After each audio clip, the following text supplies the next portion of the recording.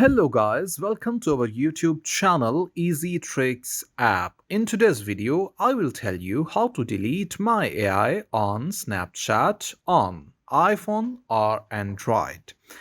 For this, first of all, you need to open your Snapchat app,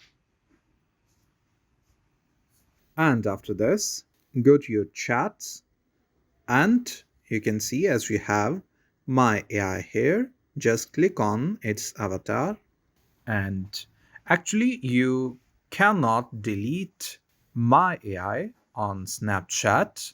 If you want to do this, you need to update to Snapchat Plus. But you just can block your my AI by clicking on report this account and then click on they are a spammer and then they are creepy and annoying, then submit, and then you have this block button. You can press this block button and this my AI will be blocked and you will not see this my AI in your chat list again.